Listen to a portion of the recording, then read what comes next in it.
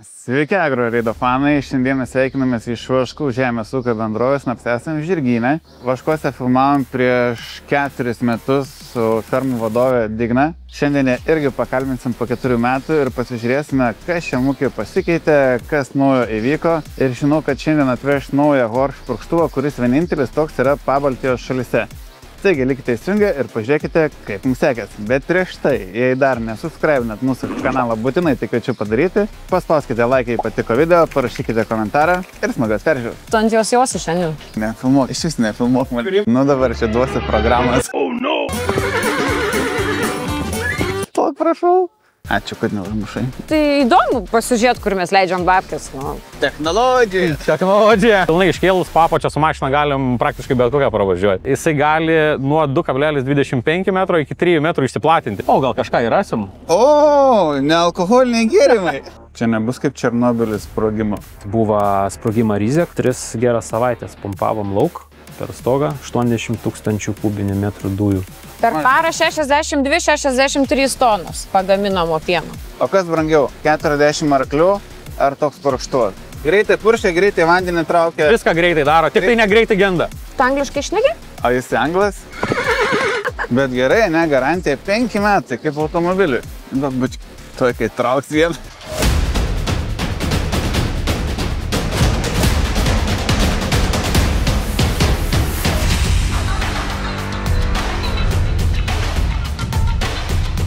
Su tavim buvom susitikę prieš 4 metus maždaug, ar ne? Senai. Nu, ir atvažiuojant matėm čia daug naujų pastatų prisistatę, kažkokie žali kupolai. Ką ten, grybus auginat? Ne, ten ne grybai, ten dujas gaminam. Tai kiek čia gyvuliukų auginat? 5200 šiai dienai. Oho, o yra kas daugiau turi Lietuvoje? Manau, kad ne. Ta prasme, jeigu šnekėt apie vieną vietą, tai tikrai ne. Nu, kad vienoje vietoje būtų, ar ne? Ten gal kokie koncernai įsimėtė, jie gal ir turi, bet vienoje vietoje tikrai nėra. Kas yra įdomu žiūrovom, kas nematė pirmų video, jie turi savo pienovežį? Ne vieną. Ir ne vieną, kiek? Bent 3, man atrodo, nes nu vis tiek gedimai įvykti gali ar visą kitą, ar ne, kad niekada nesustotų vežimas, nes jeigu man išveš pieno, aš neturėsiu kur melžti, tai tada biški ne visai fainai. Tai kiek pieno maždaug pagaminat per parą? Per parą 62-63 tonus pagaminamo pieno. Oho, žaliavos. Žalio, jo, čia ne per skaičiuoto, čia natūrinio to žalio pieno vadinamo, ar ne per skaičiuoto jo dar daugiau ganos, bet mes taip neskaičiuojam, tiesiog skaičiuojam faktą, ką primelžiam litrais. Tai ką mums šiandien parodyti? Kadangi jau anąkart viską matėt, tai šiandien parodysiu tik tą, ką biškį prasiplėtėm, kažką naujo užturėjom, tai va ir kviečiu, pradėsim.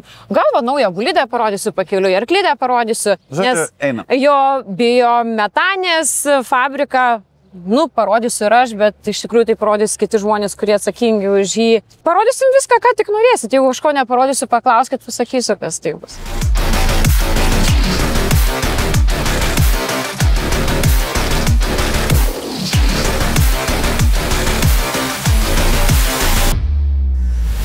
Tai įdomu pasižiūrėti, kur mes leidžiam babkes. Nu, tai kiek...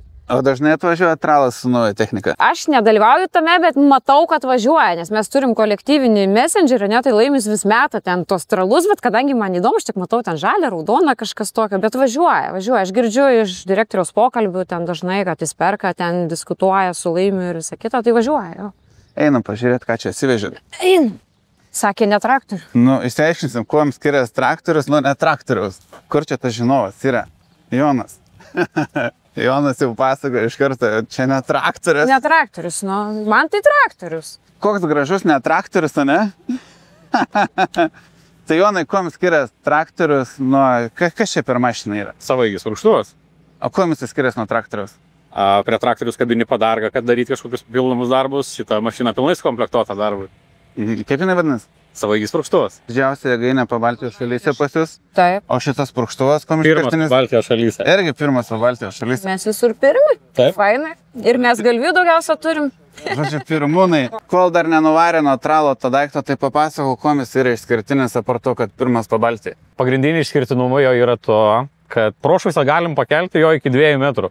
Tai kaip mašina pneumatinė važiuoklė, ne? Realiai taip. Jisai nuo 1,60 m iki 2 metrų dar išsikelia pilnai. Tai pilnai iškėlus papačią su mašina galim praktiškai bet kokią pravažiuoti. Pabandysim? Galim.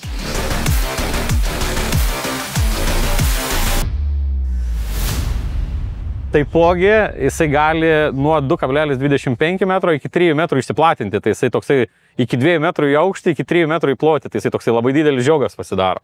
O gerai, kam tai reikia? Tai va, būtent šiam ūkyje jie sėja labai didelį kiekį kukurūzų ir kukurūzo purškimai, kai eina vėlyvi, kukurūzas būna labai aukštas ir reikia, kad niekiek nežaloti augalo, reikia, kad turėti didelę prošvaisą. Oho, tai kada paskutinis purškimas gali būti vėliausiai? Čia agronomų reikia klausti, bet jau ta prasme būna apie netoli 2 metrų tie kukurūzai, tai dėl to ir realiai aš manau, kad su kiekvienais metais tų tokių purkštuvų paklausa tik tai didės, nes sėjamų kukurūzų plotai Lietuvoje kiekvienais metais labai stipriai auga. Tai žodžiu, pagrindinis išskirtinumas yra, kad jis gali išsiplatinti ir išsikelti labai daug. Taip. Ne? Ir čia turim 6000 litrų bačką, taipogi šitą modelį galim pasiūlyti jau ir su 8000 litrų bačka. Čia turim 300 arklių, bet gali būti dar kitas modelis su 400 arklių varikliu. Nu, kai didesnė bačka jau, ne? Taip. Okay. Tai jeigu norėčiau tokį nusipirkti, jeigu dabar paskambinčiau, kada atvežtumėt? Už pusės metų. Oho, taip ilgai? Taip. Ar čia neilgai? Čia, ta prasme, standartinis terminas, sakykim, toks. O po blatą? Pakalbėsim, kai kamera nematys. Sijos šiek tiek yra išskirtinesnės, nes lyginant su kitais purkštuvais, va ir praeitą video, kur darėt Kėdainių rajone, yra vienokio tipo sijos, būtent šito modelio sijos pati konstrukcija yra visai kitokia sijų ir kitoksai lankstimas yra. Jau ir iki šiol, ta prasme, tie purkštuvai turėdavo idealų dirvos kopijavimo paviršių, kad idealias galimybės iškopijuoti pilnai visą dirvos paviršių.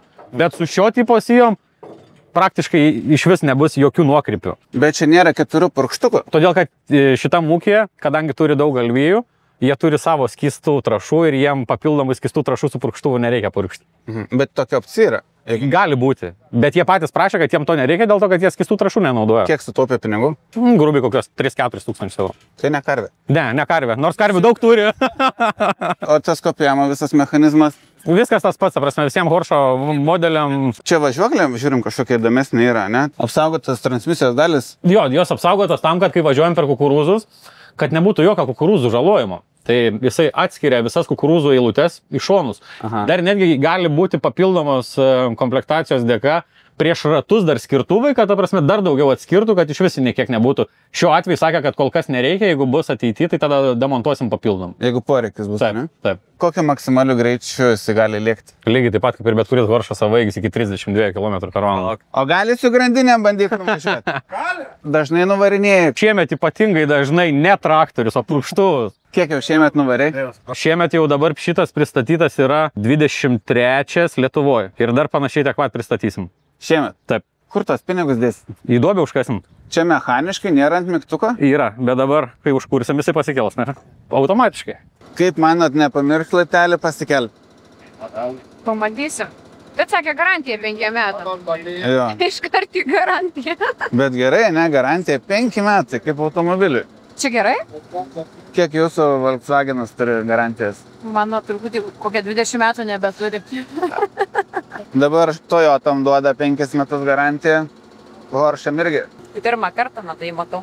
Jeigu ne jūs būčiau ir nematys. Būčiau laukuose, kur nors, tipo, koks įdomus vapalas varo. O kas brangiau, 40 arklių ar toks purkštuvas? Žiūrint kokie arkliai, jeigu arklys kainuos kokį 100, aš keičiu vienas, tai... Gerai, koks brangiausias pas jūs arklys? 30. 30? Metinis. O kam tokio brangaus reikia? Yra genetika, tai yra... Nu, Kaip ir su gyvuliukais, ne? tai jo, nu, Ir su šuniukais. su šuniukais, su viskam, na, aišku, jo. Yra tėvai, kilmė labai gera, eksterjeras. Jo, žiūrėk, siurblio nėra nieko tuščio, nelygu. Technologija. Technologija. Čia vandens užtraukimo yra pats siurblys. Čia lygiai taip pat gali užsistatyti litražą, kiek tu nori jam prisitraukti vandens, užsijungi žarną vandens ir viskas yra, ne chemijos maišytis. Lygiai taip pat, kaip čia turim priekį papildomo siurblio užtraukimo, lygiai taip pat turim ir šone prie chemijos bakelio, kurį įprastum. Atsiprašau, jūs sakėte, čia ne traktorius, aš pasakysiu ne chemija, o augalų apsaugos produktai. Atsiprašau, taip. Pavyzdžiui, Bayerio produktai. Labai gerai. Tai va, tai paprastesni purkštuvai, kur turi mažesnę prošvaisą, jie gali būti lygiai taip pat su tokios siurbliu, tik tai jisai nebus aukštyn žemyn važinėjantis, jisai tiesiog būna čia viršui ir čia išvadas jo priekį būna, nes jisai, kai nėra aukštas, nėra sudėtinga prie jo prieiti, kai šitas yra toks aukštas, jeigu jisai nenusileistų, fiziškai būtų labai sudėtinga pasiekti. Žodžiu, viskas sugalvota dirb žmogui. Taip. Patogiai. Tikrai taip. O kodėl du kranai? Vienas yra švariam vandeniui, kitas yra pagrindiniam augalų apsaugos priemonių bakui. Pavyzdžiui, Bayerio produktų. Taip. Per kiek laiko pritraukia to 6 kubus? 6 minutės? Kubas minutę. Taip, čia labai greitai. Greitai puršia, greitai vandenį traukia. Viską greitai daro, tik tai negreitai genda. Kokių gerų dalykų operatoriai yra įdėkta šitą purkštuvą? Šildoma ventiliuojama sėdynė, telefono belaidžiai, krovikliai, telefono laikikliai, saulės užuolaidėlės, odinė sėdynė, keleivio odinė sėdynė, šaldytuvas. O CarPlay'is yra? Turėčiau patikrinti, bet manau, kad taip. Kiek čia lempų prisukta? Daugiau negu reikia. Kas čia? Podelių laikikliai. Net 2. Taip. Sau ir svečiai. Taip. Pabandom paieškoti, gal kažką tai šaldytuvę rasim. O, gal kažką ir rasim. O, nealkoholiniai gėrimai. Matai, šaldytuvas užpildytas iš karto. Jėga, ir iš karto vaistinėlė. Taip, jeigu susirgstum.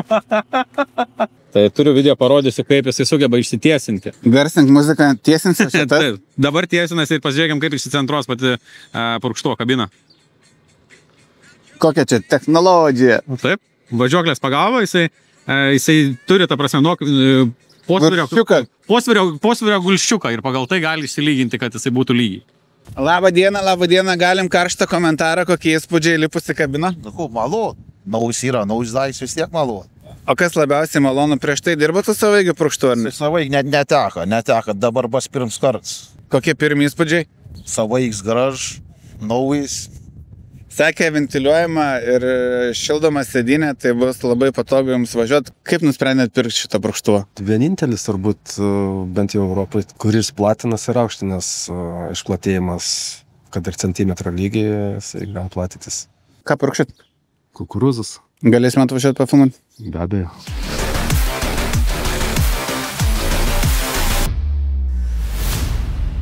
Nu tai va, esam, matai, biometanis sandėly. Čia dedam stambų mėšlą, mes irgi iš fermos, kada darom mėžimą, ir net į stambų gilų kraiką vežam į šitą sandėlį.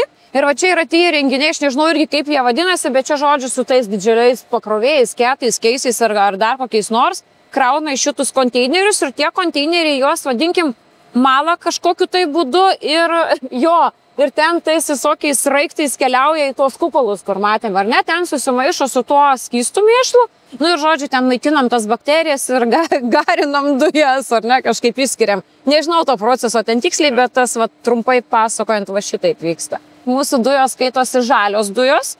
Ką reiškia žalia? Žalios spalvos? Žalios dujos, mes turim sertifikatą, kad jos yra žalios. Dėl ko? Dėl to, kad mūsų mėšlas važiuoja netoliau, kaip bijau vėl pamiluoti, bet nurau 50, šiaip net nevažiuoja 5 km visi iš aplinkinių ūkių. Galų gale 50% šitos jėgainės poreikį mūsų pats ūkis aprūpinam. Ir tai va tiesiai kaušais atvažiuoja priekabom iš kiemo, kiek čia 3 minutės, arba skystas mėšlas važiuoja tiesiai po žeme vamzdžiais, ar ne, tai reiškia, mes nenaudojam traktorių, nenaudojam dizelio, neteršiam gamtos, ar ne.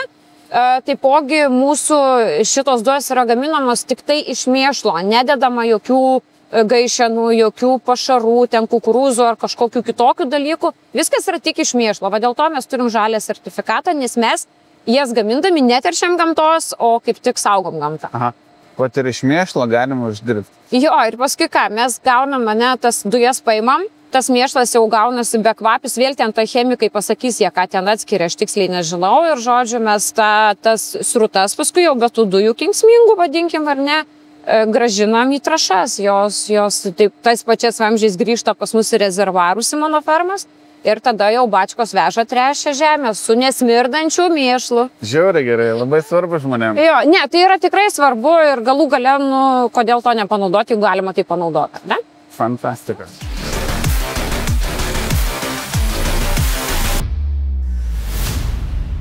Kaip čia jūsų diena atrodo toje jėgainiai?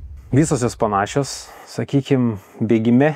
Žiūrim, kad viskas funkcionuotų, kad viskas veiktų. Tiesiog toks ir darbas prižiūrėti, operuoti gamyklą. Tai koks tas veikimo principas? Jau Digna pasako, kad ten gaunat mėšlo. Tai, pavyzdžiui, kokie pajėgumai Jo, yra? prasideda nuo mėšlo, tai turim pasikrauti, kad tas mėšlas nutekėtų į mūsų reaktorius. Tai yra vonios, taip vadinamos, mūsų sukurtos, kurios turbūt pastoviai pakraunamos. Iš jų tas mėšlas toliau yra siurblių pagalba pumpuojams į reaktorius. Jų turime mes 3. Vieno reaktorių per parą pumpuojam 140 tonų skysto ir dabar apie 50 tonų kieto. Tai mes dirbam tik ant pusę pajėgumą dar. Tai turėtų praktiškai dar sudvigubėti kiekvieno reaktorių. Tai dauginam iš 3, turim nemažą kiekį, kuris per dieną turi susipumpuoti. Mūsų darbas ir yra tai stengtis padaryti, nes technik biški paved, sakykim, vietom, tai reikia stengtis kuo greičiau atstatyti, kad nieks nesustotų, nes visgi reaktorius yra gyvi organizmai, kurie irgi augst, negalim palikti likimo valiai. Tai jeigu sustotų vienas reaktorius, kiek laiko užtrunka, kol jį vėl, pavadinkim, užkuria? Priklauso nuo laiko, kiek sustojęs. Jeigu ten valandą kitai, tai didelis katastrofos nėra, bet jeigu ten jau parom savaitėm, tai laukim bėdos, nes temperatūra reaktorius nukris gal, tad vadinas bakterijos vis slapst, pradeda apmirinėti. Ir jas atstatyti ir be galo sunku, tada jau reikės kelių savaičių, kad atstatytos nuostos, gal netgi mėnesių. O gal iš vis jis užges ir reikės viso jį tiesiog išsivalyti ir bandyti viso procesą užkurti iš naujo. Kaip jūs tą jėgainę užkuriat? Tai jinai užsikuri ir mes palaikam to degimo, stengiamės, kad jinai neužgestų mūsų O ką gerai, mašinai užkurti reikia benzino, tai jėgainį užkurti ko reikia? Mėšlo. Mėšlo Ir temperatūros. O bakterijos iš kur atsiranda? Tai pačioj pradžioje atsivežėm digestatą iš kito fabriką. Tas digestats yra jau, sakykime, tas mėšlas, kuris jau po viską išeina iš gamyklos. Tam tikro kiekį susivežėm, susipompavom į savo reaktorius ir paskui ant viršus judėjom savo. Ir po truputį kėlėm temperatūrą, vis šildėm, vis krovėm, viskas kaita, virė, maišės, yra maišyklės be abejo, turi maišytis viskas, negali nusistovėti. Tai po biški per porą savaičių gerų ir prikūrėm iki tam tikros temperatūros, kiekio ir bakterijų aktyvumo. Aha, o tai iš kur išmokot tokį darbą? Neišmokau. Tiesiog, va. Tai kas apmokė tada? Buvo tie olandai šiek tiek, kurie to technologiją čia vystė, šiek tiek apmokė, šiek tiek parodė ir palika likimo valiai. Ir teka patiem kapstytis su savo žiniom, kurių neturim, tiesiog žiūrėjom internet, konsultavėmės su kitais žmonėm, su kuo galėjom ir tiesiog, šitaip ir darėm, savo jėgom praktiškai. Čia nebus kaip Černobylis sprogimo? Ne, kaip Černobylis nebus, tokių variantų neturim, ne tie mastai ir ne toks pavojus. Buvo pradžiai. Gali?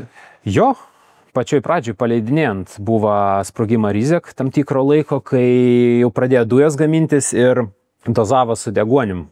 Bet jau atsiranda tam tikras procentas deguonis, kai susimaišo su dujom, jau gaunas sprogiai medžiaga. Nes šiaip dujos, jos pačios kaip ir viskas okei, jos tiesiog negalim jom kvėpuoti, nes jos daug sieros turi ir galim užsikrėsti ir taip toliau. Bet sprogimo atveju tai buvo vienas momentas pačiam paleidim, kai buvo tam tikras laiko tarps, porą valandų, kur galėjo įvykti nelaimė, ne vietoj numetus degtuką ar cigaretę. Kokia projekto šito kaina? Sakykime, 7-8 milijonai. Ir dar galo nėra. Vis atsirand kokių nenumatytų dalykų. O ko reikia papildomai? Logistikos? Logistik buvo planuot, tai buvo įskaičiuot, pavyzdžiui, tokios pakankamai nedidelis smulkmenos, nieks mum jo nepasakoja, neįskaičiavo tai, kad mum reikės papildomos chemijos nusimušinėti savo reaktorio siero. Nes siera labai kenkia visam procesui, visom bakterijom. Ir dujos gaunas labai užterštos, tai mes turim sierą numušinėti, tai buvo technologija sugalvota su deguonės konteineriam, reikia grino deguonės, kad tą sierą numušinėtų kitos bakterijos. Bet šitas dalykas pas mum kažkodėl tai nepasiteisino. Pakeitė kitas dalykas, kaip ją nusimušinėti, tai chemiją dozuoti specialią. Geležies oksidą berods lietuviškais vadinas. Tai tam tikro kiekį mes kiekvieną dieną ją dozuojam, kad palaikyti to numušto jau sieros lygį. Tai dieną į kiekvieno reaktorių praktiškai po 500 kg susidozuoja. Čia didelį lūtę gaunas? Jo, jinai nėra pigi. Tai ten, sakykime, vienas sunkvežimis su 24 tonom, 13 000 eurų. O mum 500 kg, vienas didmaišis yra 1250 kg. Taip pat mėnesį dar tiek išlaidų nenuplanuoto atsiradę. Tai čia ir dar galo nėra, tiesiog buvo technologiniai iki galo gerai tų olandų išvystyti. Nebuvo smulkintuvų, kurie turėtų dar mėšlą per savį perleisti ir susmulkyti šiaudą, patį mėšlą susmulkyti, nes yra dabar problemų su šiaudais, kurie atvažiuoja kartu su mėšlu, yra ir pusmečio, ir metro, ir taip toliau. Tai jie labai apsunkins siurblių darbą visą ir tiesiog buvo praleis momentas jų, tai dabar turim jau užsakė tokią priemonę, dar patys jos nematėm, vis laukiam dar, 2-3 savaitės turėtų pas mums pasirodyti, per kurį perleisim dar to mėšlo, jis jį sutraiškis, sugniuždys ir turėtų atiduoti jau jo, galim taip įvaryti kaip smulkintuvo ir turėsim pasibandymų, žiūrėsim, kaip veiks. Tai vat, visą tai labai turėtų pakeisti, jeigu į gerą pusę, tai turėtų pakeisti mūsų darbo ir labai jį palengvinti, sakykime. Tiek pat mūsų, tiek pat reaktorių, nes ir tada siurbliai lengviau eis, ir reaktoriai lengviau maišysis, ir bakterijom bus patogiau savo reikiamas medžiagas pasimti ir taip toliau. Čia kai išmetė? Tiesiog pranešims, kad įsijungia mikseris, nes pumpuojamės iš fermų, srūtas. Ir tiesiog atskiras kada padaryti yra duobės ir tiesiog praneš, kad įsijungia mūsų siurblys ir atneš. Jis automatiškai įsijungia? Jo, yra sistema sukurt ir automatiškai jisai atneš ir sustoj, kai... Tai papasakot, ką dar čia tas monitorius matot? Visą gamyklos veiklą galim. Nu gerai, ką šitam monitoriu rodo? Čia yra mūsų, sakykime, mes dar turim tokią stotį, kur mūsų dujos gaminamos susipumpuoja į Amber Grid pagrindinę trasą, kuri eina per visą Europą, per Lietuvą. Mes jiem pas juos į vamzdį pumpuojam savo pagamintas dujas. Tai šitoj skadai matos ta stotis, kuri iš mūsų gauna dujas ir supumpuoja į Amber Grido vamzdį. Tai tiesiog čia toks, sakykime, trumps atvaizdys, ką matom tose konteineriuose, tarp kitko, va šitą vaizdą matom, kas yra tose konteineriuose. Stovi kompresorius vienam iš jų, sukelia slėgį 42 barų ir to slėgio nuteka į pagrindinę Amber Grido vamzdį. Tai čia tiesiog matom kelias sklendės, kurios yra atidarytos, uždarytos, šį yra, sakykime, tas jų paskutinis taškas vienam konteinerį, per kurį kompresorius atspaudžia tas dujas į šitą ir turime pirmą liniją, antrą liniją. Tai sklendės atidarytos. Čia, kai visa sistema veikia, matome, kiek kubinių metrų dujų mes per valandą pumpuojam jau į vamzdį. Matosi rasos taško. Irgi visi dalykai turi būti dujas nusausintos iki tam tikro lygio, nes drėgmė buvo irgi pačioj pradžioj su drėgmė didelės problemos, kadangi irgi Ulandų technologijai. Tai, kaip sakiau, atvažiavo, pastatė ir paliko. Ir kariavom gal mėnesį laiko su jais, daugiau gal kiek nervų padėjom ir be mėgių naktų, nes dujos jau kaip ir viskas, galim pumpuoti ir pradėjom pumpuoti ir antrą dieną skambina Regrids, junkit lauk, jūsų dujos per drėgnos, nusimušinėkit drėgmę ir taip toliau. Tai apie tą drėgmę nieks mums nepasakoja, patys turėjom išsiaiškit. Pasirodo, kad pas jos buvo kažkas nesureguliuoti iki galo, dujos nenusausinamas iki tam tikro lygio, kuris yra reikalaujamas Amber Grido ir negalim pumpuoti ir viskas. Tai užteršiam vamzdį drėgmę, vamzdį 7 km ilgio, tai... Su ventiliatoriu neišdžiavinsi, ne? Ventiliatorių nėra, nieko nėra, jokio priėjimo papildomą prie vamzdžių neturim, tokia technologija, viskas uždaryta, nėra nei kaip kažko įsileis, nei kondensatų nuleis ir taip toliau, tai teko kaip tik toj trasoj daryti kitą sklendę, leis per stogą visą, tai berods 3 geras savaitės pumpavom lauk per stogą, 80 000 kubinių metrų dujų buvo išleista, kad išvalyti vamzdį užterštą jų, sakykime, nesureguliuotos technologijos dėka. Žodžiu, turėjot žilų plaukų per Olandą. O taip, ir iki šiol jie teigia, kad jie nieko nepadarė ir kažkodėl viskas dabar veikia, jie vis dar teigia, kad jie nieko nepadarė, viskas nuo pat pradžių buvo gerai ir taip ir liko mes bent jau nesupratę iki galo, kur buvo bėda ir taip toliau. Na, žodžiu, reikalai. Kiek dar tokių organizacijų Lietuvoje yra kaip jūs? Mūsų žiniom mes esam didžiausi, berods dar 3 yra gamyklos, šiek tiek mažesnės negu mūsų, kas grinai su biodujom iš mėšlo. Ir kaip skaičiuojat, kada šitą investiciją turėtų atsipirkti? 6, 7, gal 5 metai. Čia jau nuo mūsų priklausės užsispyrimo ir noro, per kiek greitai mes padarysim, kadangi tai yra visiškai nauji vandenys mums, sunku pasakyti. Bet o kaip iš vis kilo tokia mintis? Na, aišku, kai tiek daug mėšlo turite, galim čia kažką įdomiau nuveikti.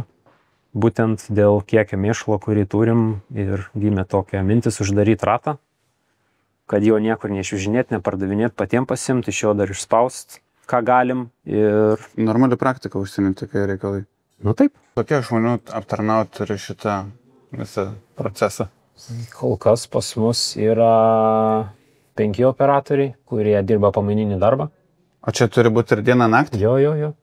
Nes naktį jam ir sustoja kažkas. Sakykime, užsikeša vonios, reikia atkišinėti, vėl paleidinėti, nes jeigu sustoja vonios, sustoja ir šerimas. Sustoja šerimas, vadinasi, nebešeriam reaktorių, bakterijos praranda savo, sakykime, medžiagas, lieka alkanos ir nebegamina tokio kiekiaus dujų. O kokių čia reikia įgūdžių ar žinių galėtum operuoti? Visi žali, visi švieži, tiesiog su mum kartu nuo pat pradžių. Dalis jų ėjo, su dalim teko atsisveikyti, ieškom kitų.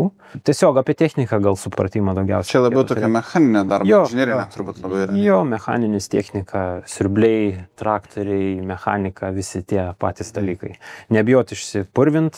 Ai, tai čia nėra tik tai, kad sėdi ir pelyti. O ne, čia mažiausia dalis. Dažniausiai vyks visi pakruvimai, šiandien nuo ryto nebuvo jūsų būtumėt pamatęs, siurblį reikėjo ardytis, nes nuo ryto buvo užsikišęs, viskas, nebein.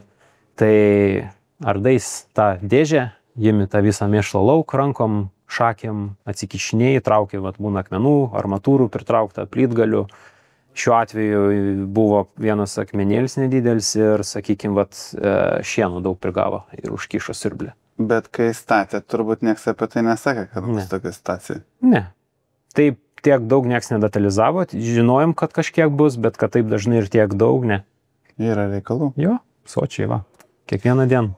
O čia būna kaip ūkininkam penktadienį ir po pietų? O, čia ir sekmadienį, ir naktį, šeštadienį nuo 5 ryto iki 2 nakties buvom, nes vyko biškė rekonstrukcijos vamzdyno dujų, nes irgi Olandų vėl neapsižiūrėjom, sakykim, ir inžinierių klaidos, teko jas taisyti, patys atradom klaidas, matėm, kad mūsų dujos neištek iš reaktorių pagamintos tinkamai. Praktiškai vienas reaktorius buvo visat pilns ir mes niekaip negalėjom jam nuspausti tų dujų lauk. Buvo priimt sprendimas, kad turim pasikeisti vamzdyną, nes labai didelė raizgalinė padaryti, labai daug neteisingų, dabar jau matom, kad neteisingų kelių. Tai teko tos kelius apkarpyti, susitrumpinti, padaryti tiesiog lengvesnį išėjimą jom. Tai šeštadienį vyko visa ta akcija, atrakcija.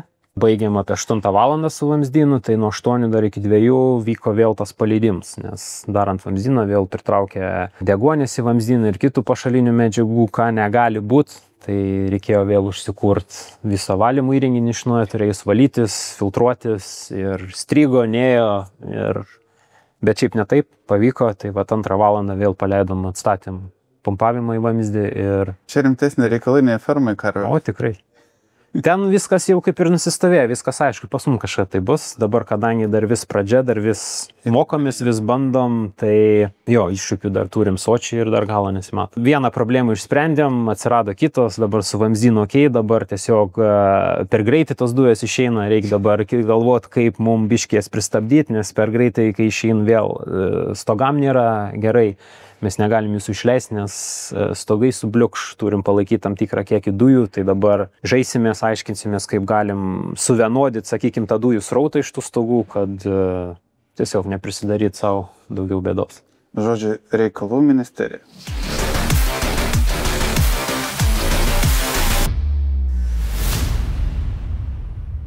Pas mus jie visi dirba. Tai yra ir vikšriniai, man atrodo, aš dabar... Ai, vikšrai tie su vikšrais. Yra ir tu tikrai dirba, viskas tvarkoja. Bus pašaro šiemet?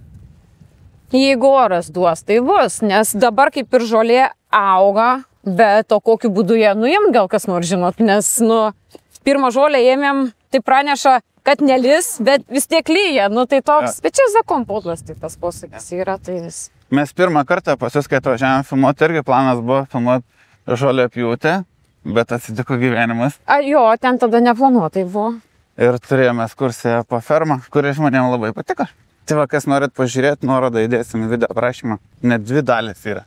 Pirma dalis 102 000 peržiūrų, antra dalis 70 000. Šitas video bus 200. Tiek, kiek peržiūrės, tiek bus. Turėjom tą bulidę, kurios mes tikrai neturėjom prieš 4 metus. Tai trumpai čia toksai mūsų projektas, patys projektavom žingsniais, žodžiu, mes taip neprofesionaliai žingsniais, čia tiek metrų, čia tiek į tą pusę, žinai, va šitai maždaug. Tai va jau turim išbaigtą beveik, dar ten trūkumas, bet nedidelis. Ir gyvena nuo mažų veršelių 1 dienos iki tų, kur kraunasi į furgoną ten 16 mėnesių. Tai visas toksai, va, ar ne? Ir Tai čia galim pavadinti vaikų darželio. vaikų darželis, va čia bus va, po tas korpusas, nors ne, gal čia lopšelis. Lapšelį. Jo, nes čia visai leliukai stovi, tai va, projektas atrodo įgyvendintas. Tai kokia čia tipo? Šalto tipo. Matai, kas yra, kaip yra apsakoma pardavėjų, vadybininkų, kad va tokiuose nameliuose ale viršeliai gali gyventi laukia kiaurus metus, ten pusto sninga saulė, jiem tipo fainai ir gerai. Aha. Ir daug kas, manau, taip ir laiko, ir mes laikėm, kad tipo be stogo, be sienų, bet tai, nu, tikrai nėra tiesa ir tikrai negalima taip laikyti, viršeliams skersvis tikrai yra labai baisu, drėgmė, nu, faktas, aišku, drėgmė tai šiaudai, bet visa kita lietus ar ne. Įsivaizduok, pavyzdžiui, taip laikai laukia ir laukia lyja. Nu, tai kas iš tų traškučių atsiranda? Košė? Košė, supranti, jos turi išmesti. Nu, žodžiu, daug tokių visokių klausimų technologinių, kurie yra neteisingi. Todėl mes nusprendėm, kad nameliai viskas tvarkoja, jie reikalingi, bet reikalingas stogas ir reikalingos sienos, kurio žiemą užsitraukia užuolaidos, užsidaro durys ir mes turim uždarą patalpą, kur viršeliam nėra skersio, nėra pustimų, nėra vėjų visokiausių ir mes turim mažiau susirgymų ir visų kitų bairių. Ir visi laimingi. Ir tikiuosi, kad visi laimingi. Ar laimingi? Nu, žiūrėkit, koks gražus veršiukas. Jisai šypsas, visas švarus. Galų gale ir žmonėms dirbti, žinai, kur tu ant lietaus dirbi ar ne. Girdai viršelis, tas viršelis nenori gerti, tau galvos lyja arba pusto. Nu koks darbas tam žmogui, kaip jisai gali gerai atlikti savo darbą, kai tau yra šalta ir nefainai, ar ne? Nu tai natūralu, kad nebus gerai. Tai va tai yra ir dėl gyvūnų, ir dėl žmonių. O primink, kiek čia žmonių dirba pas jūsų organizaciją? Iš viso. Dabar pas mane konkrečiai galvininkystėj tai apie 60. Va čia, kur mes dabar vaikštom šitoje, ar ne? Ant 5000 gyvulių suviršų. Jo, o dar augalininkystėj ten apie 30, man atrodo, dirbtės. Nu panašiai apie 100 įmonėje. Nu ten plius minus keli gali būti, ar ne? Jo, biometanė tai ten atskiras projektas, atskira įmonė, tai ten negaliu pasakyti, kiek dirba. Jau čia vyresni biškelis stovi, dabar kaip tik maitinimas vyksta. Pusryčiai. Pietus. Pietus jau? Prieš pietų miegą. Kiek kartų jie valgo per... 3 kartus valgo iki 1,5 mėnesio pieną, o paskui nuo 1,5 mėnesio 2 kartus per dieną valgo pieną. Ten matom, kaip tik valymas vyksta gilaus kraiko. Matot, irgi technologija viršeliai uždaryti. Niekam nieks netrukdo, mane ten išvalom, paklojam naujo šiaudais, atsidaro vartelį ir vėl jie pareina ant švarių sausų šiaudų. Čia irgi naujas pastatas. Jo, tai va čia visas tas ir yra, va toksai platus, ar ne? Tai va ten mažyliai, didesni šiek tiek, ten dar tokie paaugliukai ir jau paskui pačiam gale didieji buliai. O kas čia surašyta? Kiek litrų duoti? Ryte 3, per pietų 2, vakare 3. Taigi čia žmonės ateina, žino, kiek... Nesuklysta, ne? Nesuklysta informacija, jo. Čia virtuvė. Virtuvė, taip. Darželio virtuvė. Koks meniu šiandien? Pienas. Tiesiog pienas. O, kaip įdomu. Šildytas pienas. Čia kaip grikiai. Jo. Tai čia pienas. Visada pienas. Oho, kas čia per katilas? Čia yra pasterizatorius. Mastitinis pienas, mastinis tai yra sergančių karių pienas, ar ne? Tai jį pilam čia, jį pasterizuojam. Pasterizacija yra reikalinga tam, kad užmušti mikrobus. Ir kad viršeliam negirdyti su mikrobais pieną, tai išpasterizuojam ir girdam. Atėjom į vieną iš naujausių Arklidės pastatų, paskutinį mūsų projektą. Kam ta pasaga? Kad laimė neštų? Tikriausiai, kad taip. Tiesiog pasaga yra arklių simbolis greičiausiai, ar ne? Visur. Dabar tuščia, nes arkliai visi laukia, naktį jie pareina jo. Tai čia yra tiesiog gimdymo patalpa ir čia gyvena kumelės su vaikais. Gimdom ir čia augam. Tai va toks va, iš projektų mūsų. 10 gardų gimdymui. Tada ten toliau yra ir žilų korpusas, bet irgi jisai tušęs, nu ten už durų reikėtų eiti. O kokia talpa čia? 10, šiaip yra 10 gardų, bet stovi mama su vaiku, nu tai 20 žirgelių, ar negali tilpti tuo metu, arba jeigu jaunų, nes kvadratūra yra didelė. Čia pas mus 3 ant 5, 15 kvadratų, tai realiai jeigu, pavyzdžiui, metinukai, pusmetiniai 2 arkliukai gali drąsiai stovėti. Tai va vienas iš tokių mūsų naujausių projektėlių. Pavadinimas Žirgų klinika, daugiau čia man tas pavadinimas, nes, nu, aš tame dirbu, ta klinika nėra, reiškiasi, žinai, kad, tipo, kas nori, tas atvažiuoja ir atlieko paslaugas, tai tikrai ne, kol kas pabrėžiu, gal atsiras kada nors gydytojų pas mus kolektyve, kurie norės užsiminėti tuo. Kas toje klinikoje yra? Stalas turi būti gydymo? Pagrindiniai instrumentai, ko man dabar reikia, yra gardai, 2, jeigu, tarkim, karantinui ir dar kažkam reikėtų, arba šiaip pasistatyti kokį žirgą. Čia yra staklės vadinamos fiksavimo, nu vis tiek arklį, kaip bebūtų, reikia pasifiksuoti, norint pasižiūrėti rektalį. Rektalį tai yra, kai ranką kiši, nu čia tas visas momentas, ar ne? Tai tarkim, ultragarsų reikia ištirti, ar kumelė rujoja, ar jinai kumelinga, visa kita, tai ją užsidarai, ar ne? Jinai ten viduje būna ir tada saugiai iš galo galiu daryti procedūras, nors dauguma kumelių yra labai protingos ir jos ten nieko nedaro, bet nespiria jo, bet vis tiek reikia tai atliktinėti saugiai ir dėl arklio, ir dėl manęs pačios. Tai turim tokias staklytes. Čia, žinai, kaip atrodo, kai varai ten atostogų su viskas įskaičiuota, kai varai tokį reikalą, ir ten daug tų takelių, visokių keliukų, tai čia irgi eini keliukais ir ateini į svečių namus. Tikimės ant žiemos paleisti žiemai. Nu, idėja labai plati ir jos labai apsakyti neįmanoma, bet vaikų stovyklos būtinai, tada vakarėliai galbūt kažkokie privatus. Pavyzdžiui, gimtadienį nori. Pavyzdžiui, gimtadienis ar ofiso ten kokios prieš kalėdas. 10, man atrodo, kambarių miegamųjų yra su dviguliu, ta prasme, ofisukas, virtuvėlė. Šiaip dar turėtų atsirasti kubilas laukia, bet dar kol kas biškai, nu, neturim, bet turėtų atsirasti. Šiaip 20 žmonių tikrai talpinsim šią žiemą, bet dar yra numatytas antras aukštas, kur, nu, dar prasitęs biškelį. Bet šiaip veikla labai plati. Šiaip gal kažkas norės važiuoti su savo žirgu, pasisakyti žirgą ir pagyventi, prasijoti į laukus ar dar kažkur, ar ne? Čia turit pievą didelę, ne? Nu, pievų čia yra. Tai tiesiog joti ar manyti. Čia važiuojant, matėme, labai daug arklių vaikšto. Tai čia mūsų? Kiek turit? 46, sakė, dabar jau turim, nes labai sunku skaičiuoti, kodėl, todėl, kad žirgus, nes vakarios, tai aš žinau. O žirgus, kaip skaičiuojate, aš juos pažįstu, nu, kaip, tu žinai, kiek draugų turi? Žinai, kiek turi draugų? Reikia Facebook'e prašyti. Va, matai? Tai lygiai tas pats yra su žirgais. Aš žinau juos vardais ir, tarpsme, va, aš jų neskaičiuoju, bet, nu, aišku, kartais reikia susiskaičiuoti, bet virš 40, 6 kažkur. Bet vis tiek, kiekvienas yra nuostabus, savitas, išskirtinis ir jį neskaičium, žinai, o vardu ir visa kita. Gintarinė pasaga. Ką čia reiškia gintarinė pasaga? Čia jūsų organizacija taip vadinasi? Čia yra kaip jojimo klubo pavadinimas, vadinkim, žirgyno pavadinimas, gintarinė pasaga. Tai yra viso jau žirgyno projekto pavadinimas, ar ne? Nors savininkas bet kokiu atveju yra Žemės ūkio bendroji Vaškai, bet čia yra atskiras toksai jojimo klubelis, vadinkim, klubas. Ką daryti, jeigu nori įstoti? Įstoti nereikia, jums tiesiog reikia atvažiuoti, pasiskambinti pirmą, sakyti man arba mano dukrai. Kažkur numerį gauti? Yra Facebook'e gintarinė pasaga, visi kontaktai. Pafollowinkit, kam įdomu. Jo, gintariniai pasagoj, pasiskambinat, susitarėt, ko norit, kada norit, atvažiuojat, jojat, mokotės arba šiaip ekskursiją turit, būnant glostotės, medituojat, glostot, šukuojat. O jeigu aš turiu, pavyzdžiui, savo žirgą, taip galim čia apgyvendinti? Taip, su atskiru susitarimu, nes kiekvienas savininkas nori, vienas nori, kad tiesiog čia stovėtų žirgas, kitas nori dar, kad jie apjodinėtų, trečias dar ten Jo, daug visokių, tai tiesiog su kiekvienu susitariam atskirai, ko jis nori ir taip tokia galimybė yra laikyti žirgą pas mumis. Tai ir pašarų pasirūpinti? Ir pašarų, ir valymų, ir išvedimų į lauką, ir parvedimų atgal, ir treniruotėmis, viskom galim pasirūpinti. Čia kaip žirgų spa koks, ne? Šiaip daug žmonių turi nuosavus žirgus.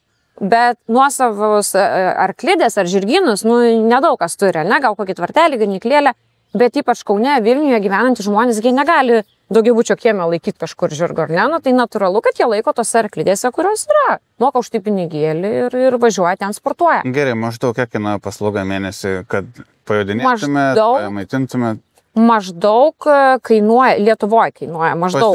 Pas mus apie 300 eurų mėnesį. Ja. Čia daug ar mažai rinkos kainų? Lietuvoje nuo 100 iki 8, man atrodo, gali rasti. Tai toks viduriukas. Nu tai ką, mes lipsim ant žirgų, ten yra maniežas. Vadinam marcipanė. O čia šito galva mažesnė, tai jaunesnis? Čia Klaudija, čia mergaitė, ten bernas, užtatis toksai. Iš kur žinot vardus? Iš kur žinau? O iš kur tu mano vardą žinai? Matai, čia lygiai tas pats. Va, aš irgi lygiai tas pats. Aš galiu pasakyti, kiek metų, kada gimus, kiek gerai, kiek metų. 21, jinai Klaudija, jinai turėjus pas mus vieną kumeliuką, kurio vardas yra Libido ir jam šiuo metu yra 2 metai. Visas CV. Čia Sigita, jinai iš Latvijos, jinai yra mūsų žirgų trenerė. Labdien. Taip. Čia yra Polina kumelė, Šairo veislės. Ir žinok, tu ant jos josi šiandien. Kodėl? Nes aš taip nusprendžiau. Supratau. O aš jos ant šitos neįtiesūno. Ir iš tikrųjų aš biškai bijau, nes jinai labai greita, o aš labai senai jojau. Bet žemyną tu palaikysi, ne? Ką reiškia senai jojau? Senai? Kada aš jojau? Labai senai. 2 metai. Kokie 2 metai? Aš šiek tiek daugiau, kokie 15. Tai maniežas reiškia, kad čia skirtas žirgam treniruotis, joti ar ne. Lyja, vėjas, sninga, visiškai nesvarbu. Mes, tai speciali danga, jeigu krisi dariukai, tai minkštai ant smėlio. O kas čia per dangas smėlis? Smėlis, kvarcinis ir tekstilė įmaišyta. O kam tekstilė? Tekstilė dėl amortizacijos, vadinkim, dėl surišimo, to klampumo tokio, kad nebūtų drėgmė išlaikyti labiau padeda, nes maniežas yra laistomas laikas nuo laiko vandeniu, to prasme, nes negali būti dulkių ir visą. Gintarinė pasaga, jėga. Tai va, tai mergaitės atves mum arkliukus ir mes bandysim lipti. O tai nebus jokių laiptukų, kur užlipti? Eik, savo Dailiau, nefilmuok, kaip užlipu nieką, tu iš vis nefilmuok man. Davai susitarėm, nekrentam. Kokios gražios kojos. Jo, šiaip tai Šairas yra karietinis žirgas, jisai karietom skirtas tampyti. Ok, kur mano karieta? Nematau. Tai tavo karieta bus ant viršus. Tu angliškai šneki? O jis anglas? Sigit angliškai šneka, trenerė. Man patinka leisti jiem išeiti iš komforto zonus. Man nepatinka. Tik reikia paminėti, kad vaikai nekartokit to namuose, čia daro profesionalai. Taip, profesionalai. Profesionalai. Opa. Šaunuolis, matai? 1-0. Viskas? Taip gali nulipti? Ne, mes dabar josim. Apa. Šiaip su kroksais joti galima. Aš kai čia šeimininkė galiu joti kaip noriu maždaug. Which language he's talking? Uhaha. Lietuviškai. Nu dabar čia duosi programas. Oh no!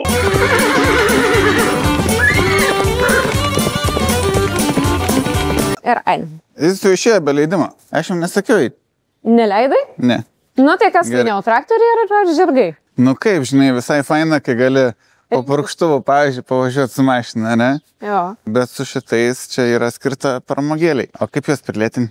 Jie nesilėtina, jau čia yra lėčiausia. Mes galim tik greičiau, jeigu tu nori. Kai laukia lyja, galima tyčia pajodinėti, ne? Ir kai laukia lyja, ir kai laukia nelyja, visada galima pas mus ateiti, atvažiuoti, pajodinėti arba šiaip pasibūti su žirgais. Tiesiog pabūti, pasimokyti ir profesionaliai netgi pajodinėti, ar ne? Tai mes čia dabar taip tiesiog relaksuojam ant to žirgo. Kai kas relaksuoja, kai kas ne, bet Aš relaksuoju Max. Ar ne? Tai va, tai šiaip jeigu kada, kai jau bus viešbutis ir svečių namai, tai tiesiog kviečiu atvažiuoti, parelaksuoti normaliai, parom. Su kubiliuku, su žirgais, su šašlikiuku. Jeigu žiūrovai norėtų, irgi galėtų? Taip, drąsiai. O jisai perlipo? O jisai perlipo. Jo, iš tikrųjų tai žirgai šoka, ne? Nu čia tai aišku perlipom, bet kai yra varžybos, tai šokinėja 1,30 m, 1,40 m. Ir 1,60 m, ta prasme, virš žemės. Tai čia vyksta varžybos? Čia pas mus ne, bet ta prasme, kai važiuojam į varžybas, nu mūsų raiteliai dar tiek nešokinėja, bet 1,10 m, 1,20 m šokinėjom. Ir matai, nieko baisaus, nes jisai nešoka, nes arklys yra labai protingas. Hopa! Argi aš ne jojikas? Tik tai balto žirgo trūksta, ne? O, jo. Nepatinka man irgi taip. Stop. Tai kaip mes galime rezumuoti šiandien dieną? Ir aš šitą naujo pamačiau purkštuvą, savaigi purkštuvą, kuris yra ne traktorius. Tikiuosi, kad ir jūs kažką naujo pamatėt. Taip, sužinom, kad sunkiai dujos gaminas ir kad galim čia pajodinėti ir galės net pailsėti. Ir pailsėti ir žiūrėk, pajutėjai arklio jėgą po savim. Vieno arklio jėgą po savim. Jėga. Tik ką, viskas, buvo įdomi diena. Ačiū žiūrovom, kad žiūrėjot. Ačiū Dignatau ir komandai. Lauksim sugrįžtant poilsiui. Iki. Sustok, prašau. Ką dabar daryti? Nu, Dailiau, nefilmuok. Filmuok. Nu? Geras žvėriukas, arkliukas. Ačiū, kad neužmušai. Duočiau, kad nors, bet neturiu. Duok, bučiu. Tuoj, kai trauks vieną. I'm still alive.